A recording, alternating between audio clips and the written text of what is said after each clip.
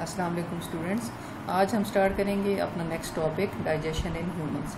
इससे पहले आपने डिफरेंट फूड ग्रुप्स के बारे में पढ़ा कि हमारी खुराक में कौन कौन सी चीज़ें शामिल होती हैं और उनको हम किस तरह से डिवाइड करते हैं, उनके सोर्सेज क्या हैं, कहाँ से लेते हैं। लेकिन इन सब के बावजूद अगर हमारी खुराक के अंदर ये सब फूड ग्रुप्स जो हैं वो शामिल हों तो जो नेक्स्ट स्टेप आ जाता है वो है इनकी डाइजेशन का। अगर हम खुराक खा लेते हैं तो अगर वो खुराक डाइजेस्ट नहीं होती है हमारी बॉडी में तो उससे हमें एनर्जी हासिल नहीं होगी, क्योंकि जो फूड का जो बेसिक जो मकसद है खाने का वो क्या है कि हमें एनर्जी चाहिए होती है अपने रोज़मर्रा के काम करने के लिए, हमारी बॉडी की ग्रोथ के लिए, अगर छोटे बच्चे हैं तो उनकी डेवलपमेंट के लिए, ग्रोथ के लिए, इन सब चीज़ों के लिए एनर्जी चाहिए होती है।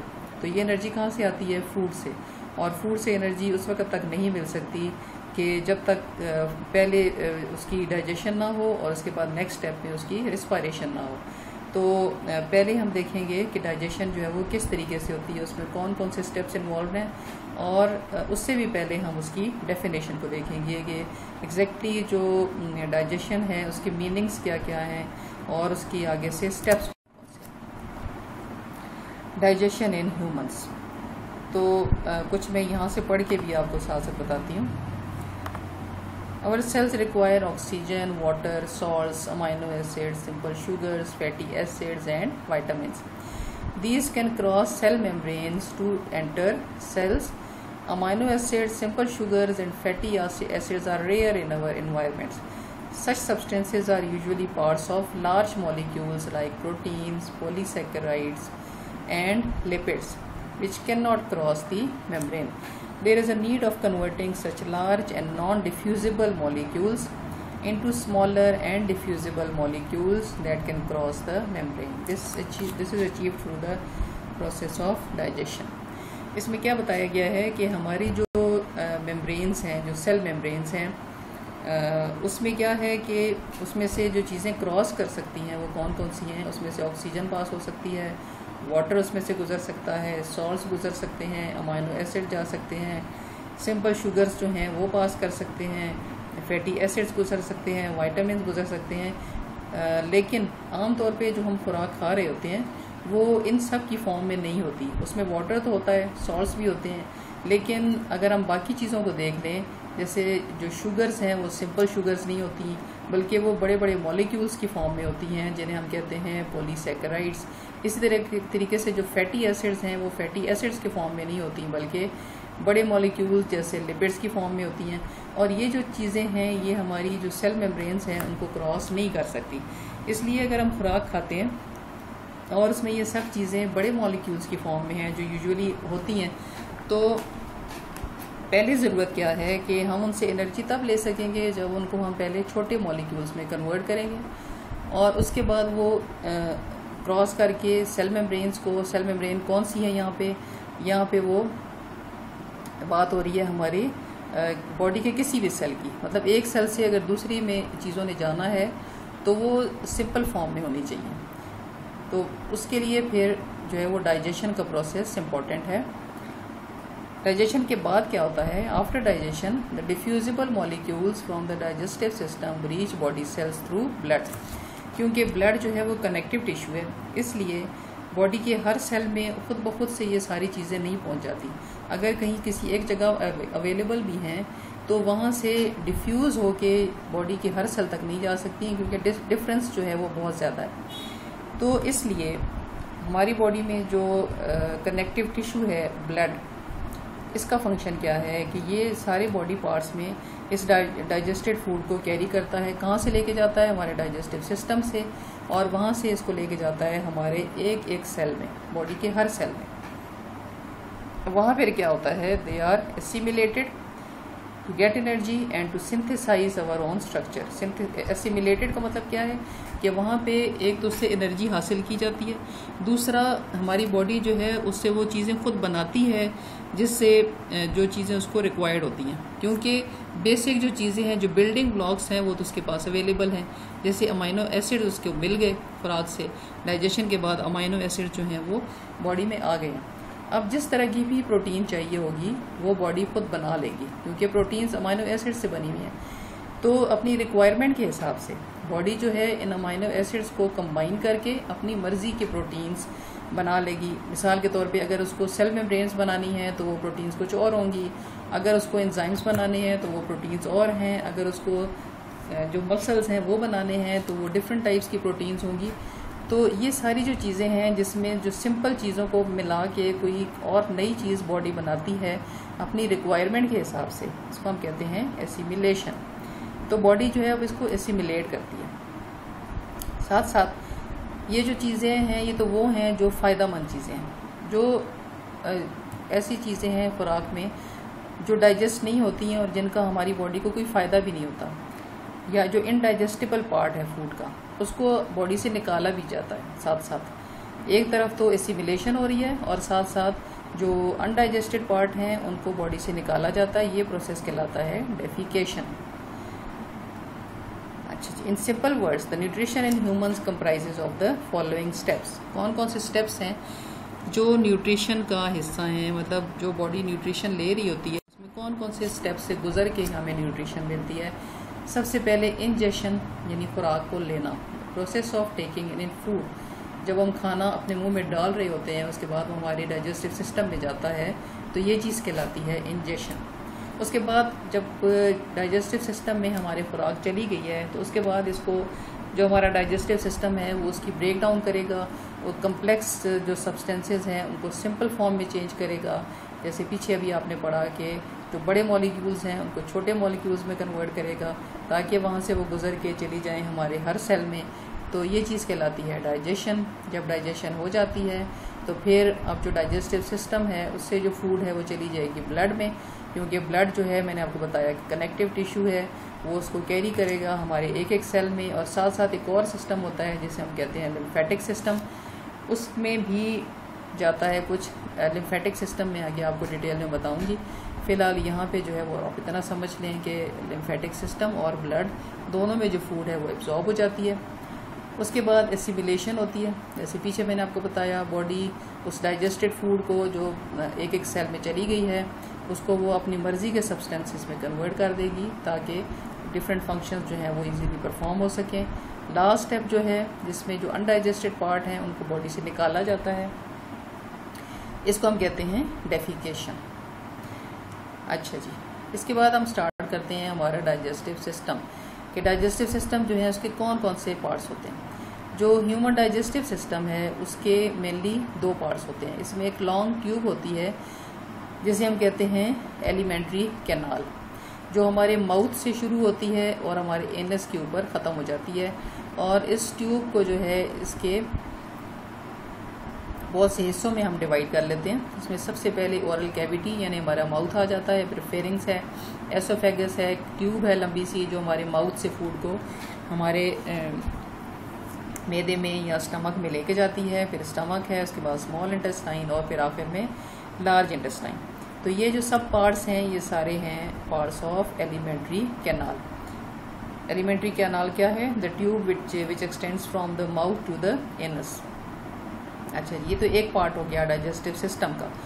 दूसरा जो पार्ट है डाइजेस्टिव सिस्टम का that is glands which are associated with elementary canal. हमारी एलिमेंट्री कैनाल के साथ कुछ ग्लैंड्स जो हैं वो जुड़े हुए होते हैं।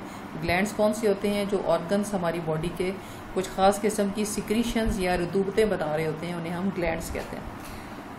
तो अब कौन कौन से ग्लैंड्स हैं यहाँ पे? सलाइवरी ग्लैंड्स हैं जो हमारे माउथ के अंदर होते हैं, सलाइवा बनाते हैं। इसके बाद पेंक्रियाज है जो पेंक्रियाटिक जूस बनाता है, और लिवर है जो बाइल बनाता है।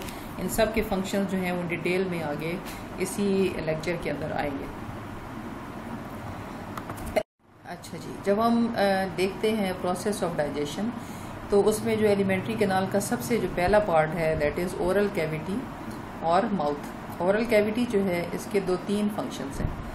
सिलेक्शन यानी फूड सिलेक्शन, फूड को यहाँ पे सिलेक्ट किया जाता है, उसके बाद उसको ग्राइंड किया जाता है और उसके बाद यहाँ पे थोड़ी बहुत डाइजेशन भी होती है, यानी डाइजेशन जो है वो हमारी ओरल कैविटी में स्टार्ट हो जाती है।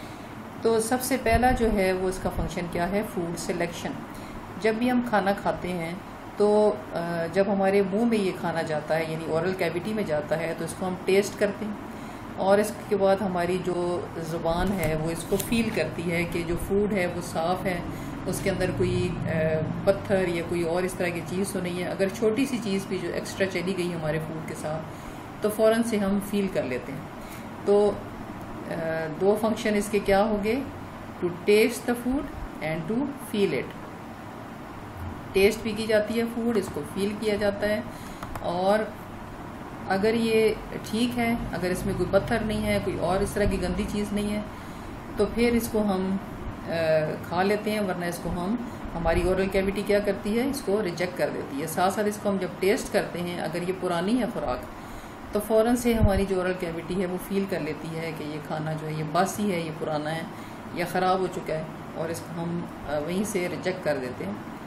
अगर ये सब चीज़ें नहीं हैं तो फिर क्या है कि हमारे जो दांत हैं अब उसको चबाएंगे, और उसको चबाने के दौरान अगर उसमें कोई चीज़ है तो अब वो यानी कोई हार्ड ऑब्जेक्ट है, पत्थर, कोई और चीज़, तो फिर हमारे दांत जो है ये भी इसको रिजेक्ट कर देते हैं। मतलब पहले हमारी टंग जो है इसको फील करती है, हमारी ओरल कैविटी फील करती है, नेक्स्ट स्टेप में हमारे जो टीथ हैं वो इसको फील करते हैं, और इस स्टेज पे भी जो फूड है वो रिजेक्ट हो सकती है। नेक्स्ट क्या है, ओरल कैविटी में कौन सा प्रोसेस होता है कि यहाँ पे जो हमारी सेंस ऑफ स्मेल है वो भी साथ साथ काम कर रही होती है, और सेंस ऑफ विजन भी, कि हम खुराक को देखते हैं। अगर खुराक जो है वो देखने में अच्छी लग रही है तो हम उसको खाते हैं, और अगर वो देखने में ही बुरी लग रही है तो फिर हमारा खाने को दिल नहीं करता। और आमतौर पे बच्चे जो हैं ख़ास तौर पे, वो देखने में अगर चीज़ अच्छी नहीं है तो वहीं से वो साफ साफ कह देते हैं कि हमने ये खाना नहीं खाना। फिर सेंस ऑफ स्मेल कैसे काम करती है कि हम उसको स्मेल करते हैं, अगर खुराक में से अच्छी खुशबू आ रही है, जायका तो बाद में पता चलता है, लेकिन पहले उसकी खुशबू अच्छी होनी चाहिए। अगर खुशबू अच्छी है तो हम ऐसी खुराक को खाते हैं, अदरवाइज़ इसको भी हम रिजेक्ट कर देते हैं। अगर खुराक इन सब चीज़ों पे पूरी उतरती है, जितने भी ये स्टैंडर्ड्स हैं, उसका टेस्ट भी अच्छा है, उसके अंदर कोई और गंदी चीज़ भी नहीं है, कोई डस्ट वगैरह, कोई डर्ट, कोई इस तरह की चीज़, और इसकी स्मेल अच्छी है, देखने में अच्छी लग रही है, तो फिर हम उसको अपने मुंह में रखते हैं, अदरवाइज़ उसको हम निकाल के फेंक देते हैं। अच्छा जी, खुराक जो है वो हर तरीके से पास हो गई। अब जो नेक्स्ट स्टेप होगा दैट विल बी मैस्टिकेशन, यानी खुराक को चबाना। उसके लिए क्या होता है कि हम जो है अपने दांतों की मदद से खुराक को चबाते हैं, उसको छोटे छोटे पीसेस में कन्वर्ट कर लेते हैं। उसकी वजह क्या है कि एक तो जो एसोफेगस है हमारा, वो बड़ी चीज़ों को नीचे लेके नहीं जा सकता। कई दफ़ा ये होता है कि एकदम से हम कोई बहुत बड़ी चीज़ खा लेते हैं, जैसे जल्दी में हम खाना खा रहे हैं और हमें कहीं जाना है, तो हम बड़ा सा नवाला अगर ले लेते हैं तो वो जाके हमारी एसोफेगस के अंदर फंस जाता है, फिर हमें ऊपर से पानी पीना पड़ता है, तब वो नीचे जाता है। तो एक तो वजह ये है कि एसोफेगस जो है वो उसको नीचे लेके नहीं जा सकता। दूसरी बात जो है वो ये है कि एंजाइम्स जो हैं वो बड़े बड़े खुराक के पीसेस के ऊपर एक्ट नहीं कर सकते, उसको छोटे पीसेस में कन्वर्ट नहीं कर सकते, और सिंपल फॉर्म में उसको नहीं चेंज कर सकते, क्योंकि जो बड़ी सरफेसेस हैं उस पर काम करना जो है वो बहुत मुश्किल है बनिस्बत छोटी सरफेसेस के, यानी जिसका सरफेस एरिया कम हो।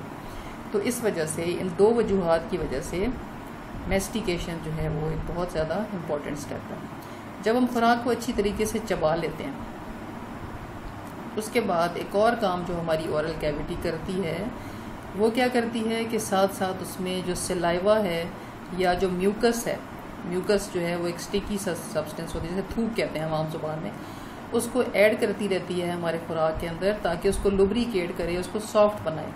अगर उसकी लुब्रिकेशन नहीं होगी तो चूँकि उसने उसके बाद जाना है स्टमक में, तो स्टमक तक जाने के लिए उसको सॉफ्ट होना ज़रूरी है, अदरवाइज़ वो एसोफेगस में जाके फंस जाएगी। इसलिए साथ साथ उसको लुब्रिकेट किया जाता है ताकि वो सॉफ्ट हो जाए और इजीली चली जाए स्टमक में। अब इसके बाद लास्ट स्टेप जो है वो आ जाएगा, दैट इज़ केमिकल डाइजेशन। अब केमिकली जो फूड के अंदर जितनी भी चीज़ें हैं, जैसे प्रोटीन्स हैं, कार्बोहाइड्रेट्स हैं, फैट्स हैं, अब उसको सिंपल फॉर्म में कन्वर्ट करने का जो प्रोसेस है वो स्टार्ट होगा। लेकिन ये सारी की सारी डाइजेशन हमारी ओरल कैविटी में नहीं होती, यहाँ पे सिर्फ जो है वो कार्बोहाइड्रेट्स की डाइजेशन जो है वो स्टार्ट होती है। और कार्बोहाइड्रेट्स की डाइजेशन के लिए मैंने आपको जैसे पहले बताया, हमारी जो ओरल कैविटी है उसमें होते हैं सलाइवरी ग्लैंड्स। कहाँ पे होते हैं?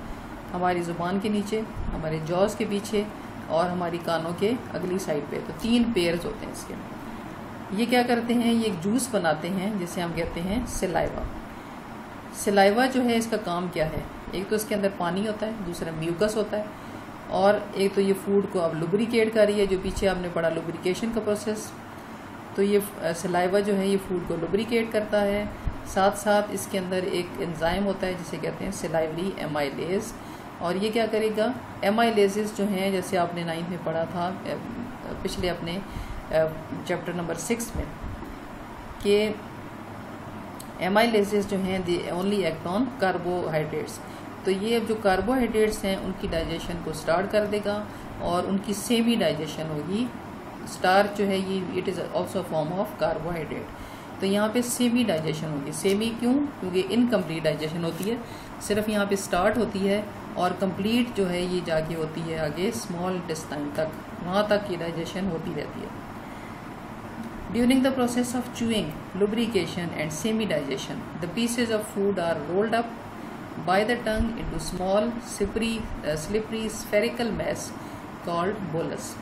जब ये सारी चीज़ें हो रही होती हैं, lubrication हो रही है, chemical digestion हो रही है, mastication हो रही है, तो इसमें जो सबसे बड़ा रोल है वो हमारी टंग का होता है, क्योंकि टंग जो है वो पूरी मुंह में, पूरी हमारी ओरल कैविटी में फूड को इधर से उधर राउंडेड मैस की शक्ल में घुमा रही होती है, ताकि उसका कोई हिस्सा जो है वो मेस्टिकेशन के बगैर ना रह जाए, लुब्रिकेशन के बगैर ना रहे और केमिकल डाइजेशन के बगैर ना रहे।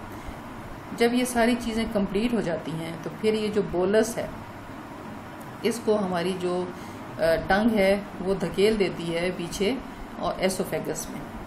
तो अब फूड जो है वो ओरल कैविटी से निकल के चली गई एसोफेगस में। Pharynx and oesophagus. फेरिंग्स कहाँ पे होता है? जहाँ हमारी ओरल कैविटी एंड होती है, उसका एंड जो है दैट इज़ फेरिंग्स। फेरिंग्स के बाद एक ट्यूब है जिसे कहा जाता है एसोफेगस। एसोफेगस का फंक्शन क्या है कि ये इसने सिर्फ कैरी करना है फूड को ओरल कैविटी से स्टमक में, इसके अलावा इसका और कोई डाइजेशन में कोई इंपॉर्टेंट फंक्शन नहीं है। तो जब हमारी टंग जो है इसको बोलस को पीछे धकेल देती है तो अब ये चला जाता है इसमें एसोफेगस में। और एसोफेगस में अब क्या हो रहा होता है कि हमारा जो तालू है, इसको सॉफ्ट पैलेट कहते हैं, ये अब ऊपर को मूव करता है और पीछे की तरफ को चला जाता है, क्योंकि इसने अब खुराक के लिए जगह बनानी है। अदरवाइज़ ये नीचे को होगा और जो हमारे गले की पिछली वाली जगह है वो तंग होती है, तो वहाँ से जो फूड है वो इजीली गुजर नहीं सकती, इसलिए ये पीछे को चला जाएगा और थोड़ा सा ऊपर को जाएगा। इस वजह से फूड जो है वो इजीली पीछे को मूव करेगी।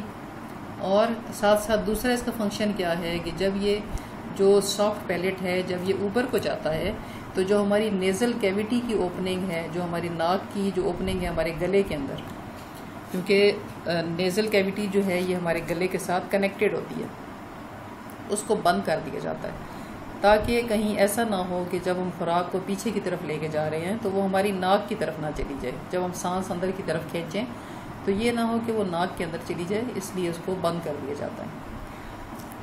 जब ये खुराक पीछे जाएगी तो अब ये कहाँ जाएगी? एसोफेगस में। फेरिंग्स जो है it has adaptations to prevent the entry of bolus particles in trachea wind pipe to lungs. Pharynx में इस तरह की चीज़ें होती हैं कि क्योंकि जो हमारी फेरिंग्स है ये अब दो चीज़ों में खुल रही है एट अ टाइम। एक तरफ हमारा रेस्पिरेटरी सिस्टम है जिसकी जो ट्यूब है उसको हम ट्रेकिया कहते हैं, और ट्रेकिया जो है अल्टीमेटली जाके लंग्स में खुलती है। तो चांसेस हो सकते हैं कि फेरिंग से जो फूड है वो निकल के चली जाए हमारे लंग्स में, लेकिन उसको प्रिवेंट करने के लिए क्या एडेप्टेशन है कि ट्रेकिया को जो है ऊपर से बंद कर दिया जाता है एक ढक्कन की मदद से, वो हम आगे जाके डिटेल में पढ़ेंगे। तो बहरहाल जो फूड है वो अब चली गई एसोफेगस में। यहाँ पे क्या दिया हुआ है? In adult human oesophagus is about 25 centimetres long. तो ये चीज़ें जो हैं MCQs के लिए इम्पोर्टेंट होती हैं। अच्छा जी, अब स्वेलिंग कैसे होगी, हम कैसे निकलेंगे खुराक को? Larynx, the top of the trachea moves upwards and forces the epiglottis flap of cartilage into horizontal position. Thus glottis the opening of trachea is closed. Larynx जो है इसके जो सबसे ऊपर वाला पोर्शन है ट्रेकिया का, इसके ऊपर एक ढक्कन होता है जिसे एपिग्लॉटिस कहते हैं, और ये किससे बना हुआ होता है? कार्टिलेज से। तो आम हालात में ये हॉरिजॉन्टल पोजीशन में होता है और उसके बाद ये जो है ये बंद कर देता है ग्लॉटिस को। इस तरीके से खुराक जो है वो हमारी सांस की नाली में नहीं जाती। अच्छा जी, एक और बड़ी इंपॉर्टेंट चीज़ क्या है कि the beginning of swelling action is voluntary, कि जब हम निगलने का जो प्रोसेस है उसको हम स्टार्ट करते हैं कहाँ से, अपनी ओरल कैविटी से, तो वो वॉलंट्री है। हम अपनी मर्ज़ी से खुराक को पीछे ले जाते हैं। अगर हम चाहें तो उसको 1 मिनट चबाएं, अगर चाहें तो 5 मिनट चबाएं, अगर चाहें तो 10 मिनट चबाएं, लेकिन उसको निगलने का जो काम है वो हमारी मर्ज़ी से होता है। अगर हम ना चाहें तो उसको वहीं से हम बाहर फेंक दें, ना निकलें। तो लेकिन when food reaches the back of the mouth, जब ये एक दफ़ा पीछे हमारे जो ओरल कैविटी है उसके पीछे वाले हिस्से में चली जाती है, तो अब जो स्वेलिंग है ये क्या हो जाती है, इट बिकम्स ऑटोमेटिक, यानी इनवॉलंट्री। अब ये हमारे कंट्रोल में नहीं रहती। तो जब ये एसोफेगस में से मूव करेगी तो ये ऑटोमेटिकली नीचे जाएगी, हमारी मर्जी से ये नीचे नहीं जाएगी और ना ही ये ऊपर वापस आएगी। ये देखें यहाँ पे दिखाया गया है जो ओरल कैविटी है उससे बोलस कैसे पीछे जा रहा है। ये है हमारा सॉफ्ट पैलेट, और सॉफ्ट पैलेट जो है ये ऊपर हो जाता है, और फिर जो खुराक है यहाँ से होती हुई, देखिए यहाँ से इधर आ गई है और इधर से होती हुई ये जो है वो चली गई है हमारे खुराक की नाली में। और साथ साथ जो हमारी सांस की नाली है वो इस दौरान ऊपर से कुछ देर के लिए, कुछ सेकंड्स के भी 1000वें हिस्से के लिए बंद होती है, क्योंकि सांस को जो है वो कुछ देर के लिए भी रोका नहीं जा सकता। अब जो है वो फूड कहाँ चली गई, into oesophagus which connects pharynx to the stomach. Neither pharynx nor oesophagus contribute to digestion and the previous digestive actions of saliva continue. Pharynx का और एसोफेगस का डाइजेशन के साथ कोई ताल्लुक नहीं है, इन दोनों का ताल्लुक सिर्फ यहाँ तक है कि ये फूड को हमारे ओरल कैविटी से लेके जाएंगी स्टमक में। लेकिन सोचने की बात यह है कि एसोफेगस से फूड किस तरह से नीचे आती है। उसमें एक प्रोसेस होता है जिसे कहते हैं पेरिस्टेल्सिस, और पेरिस्टेल्सिस क्या है, it is defined as the waves of contraction and relaxation in the smooth muscles of elementary canal walls. कि जो हमारी एलिमेंट्री कैनाल है उसकी जो वॉल्स हैं वो बार बार कॉन्ट्रैक्ट होती है और रिलैक्स होती है, और उसमें वेव्स पैदा होती हैं। मतलब अगर एक जगह जो है वो पहले कॉन्ट्रैक्ट हो रही है तो उसके बाद वो रिलैक्स होगी, उससे अगली जगह फिर कॉन्ट्रैक्ट होगी और फिर वो रिलैक्स होगी, और इस तरीके से फूड को जो है वो आगे की तरफ पुश कर दिया जाएगा। यहाँ पे जो है इस चीज़ को अच्छी तरह दिखाया गया है कि ये बोलस जो है यहाँ पे आ गया। अब जो पिछला वाला जो इसका हिस्सा है ये देखें, ये कॉन्ट्रैक्ट हो रहा है और इस तरीके से इसको पुश कर रहा है आगे की तरफ। और इसके बाद ये यहाँ पे जब आ गया है तो अब ये वाली जो जगह है ये इसको कॉन्ट्रैक्ट हो रही है, और इस तरीके से फूड जो है वो आहिस्ता आहिस्ता आगे की तरफ मूव करती जाएगी by the wave of alternate contraction and relaxation of the muscles of oesophagus. तो उम्मीद है आपको ये टॉपिक समझ आ गया होगा। इसके बाद इंशाल्लाह कल हम पढ़ेंगे डाइजेशन इन स्टमक।